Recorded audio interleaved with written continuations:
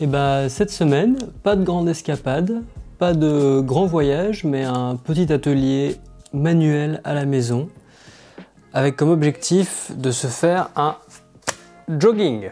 En fait, ça fait quelques mois que Lucie veut m'en offrir un, mais d'abord c'était pas la bonne taille, et puis après on devait en livrer un, mais finalement il a jamais été livré. Et donc on s'est dit tout simplement que ça pouvait être une bonne idée de le faire soi-même, aller voir où est-ce qu'on pouvait aller acheter du tissu dans la région, et faire un premier vêtement, parce que pour le moment j'ai eu ma machine à coudre à Noël, et je m'en suis servi comme tout le monde pour faire des ourlets, faire des réparations sur des chemises ou sur des t-shirts ou des pantalons. Je m'en suis jamais servi pour faire autre chose et un vrai premier projet. Et donc je suis allé ce matin à Roubaix acheter du coton molletonné au tissu de Roubaix. J'ai acheté ça, j'ai acheté un fil qui allait avec parce que j'en avais pas de cette couleur et des élastiques pour pouvoir faire le bandeau ventral et au niveau des chevilles. Je vais pas faire un tuto ici parce qu'il y a plein de gens qui le font déjà. Moi je suis celui de Marion Louisa sur YouTube qui en a fait un très chouette, qui était très clair, et donc je vais suivre ça. Les différentes étapes, c'est du coup le matériel, mais je suis déjà allé le chercher. Il faut que je fasse le patron, après c'est les découpes, du coup pour avoir les deux parties avant, les deux parties arrière et les poches. Après il faut coudre les poches avec la longueur extérieure de jambe, faire les coutures du milieu, faire les coutures de l'intérieur de jambe, et puis après poser les élastiques en haut et en bas avec les finitions. Et bah banco. Ça, par terre. Faire quelque chose dont on a besoin par quelqu'un d'autre, c'est souvent l'assurance de la tranquillité. Mais à quel prix?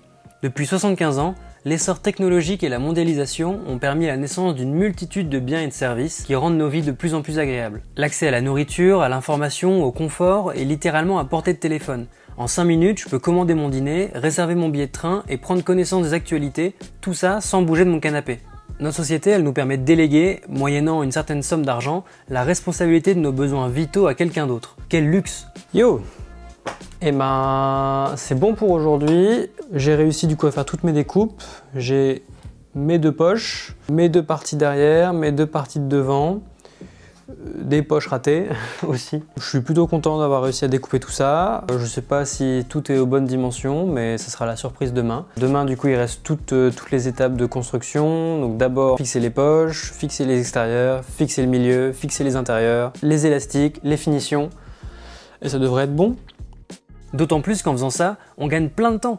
Du temps qu'on peut allouer à d'autres activités qui, elles, nous intéressent vraiment. L'émancipation des femmes, la réduction de la pénibilité au travail, l'augmentation du temps de loisirs, les vols Paris-New York en 8 heures, les bénéfices de notre société d'abondance sont équivalents à la quantité des désirs que l'homme a.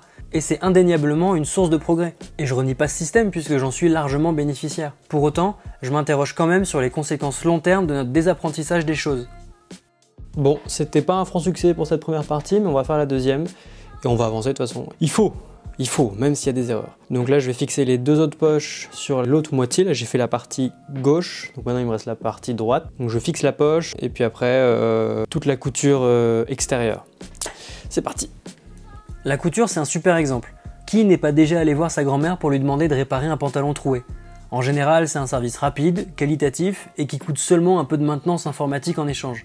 Le problème, c'est que demain, si ma grand-mère elle est plus là, et ben j'ai plus cette solution pas chère, et donc je vais finir par mettre mon pantalon dans le fond d'une armoire, et quand je retomberai dessus dans quelques années, il finira au relais et j'en achèterai un nouveau. C'est anecdotique à mon échelle, mais à l'échelle de la planète, ça devient monstrueux. Selon l'ADEME, il y a plus de 100 milliards de vêtements qui sont vendus chaque année dans le monde, et c'est associé à 4 milliards de tonnes d'équivalent CO2. D'où ma question du début, consommer pour être tranquille, ok, mais à quel prix?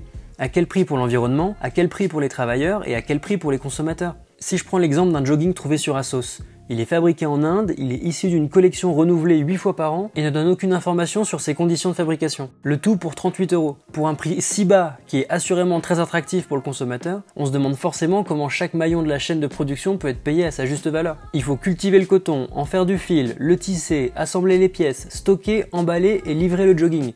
Ça fait beaucoup d'acteurs qui se partagent un petit gâteau de 38 €, voire moins si c'est le Black Friday. Et quelque chose me dit que c'est pas les Indiens qui ont la plus grosse part. Mais enfin, in fine, mon jogging maison qui m'a coûté 28 € et 4 heures de mon temps. Il peut pas être parfait. J'ai raté certaines coutures, la coupe est pas idéale, y a pas le logo d'une grande marque dessus, mais c'est moi qui l'ai fait. Ce qui fait que j'y suis attaché. Et j'aurai d'autant plus de plaisir à le porter, à en prendre soin, à le réparer le cas échéant. C'est pas un vêtement acheté comme un petit pain que je remplacerai dans 6 mois. Oh, qu'est-ce qui se passe là?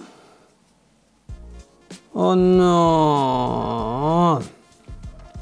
Bon là c'est un peu la merde, je viens de me rendre compte que j'ai fait une belle erreur. Quand j'ai fait la dernière partie du l'ourlet du ventre, pour refermer par-dessus là où j'avais fini l'élastique, et j'ai oublié de tirer sur le tissu, ce qui fait que j'ai un pli tout dégueulasse là, qui est pris dans le tissu. Sauf que c'est des mailles très serrées, et du coup je peux pas aller chercher le fil pour le péter.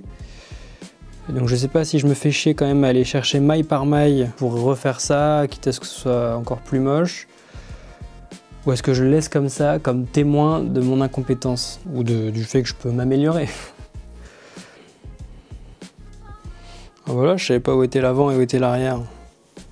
L'avant sera la partie belle, pour les photos, et derrière c'est dégueulasse. Pas une idée. Donc faire quelque chose soi-même, ça donne de la valeur et à ce qu'on fait, et à nous-mêmes sur le long terme. Parce que grâce à mes petites erreurs, j'ai appris plein de choses, et ça me servira forcément pour mes projets suivants.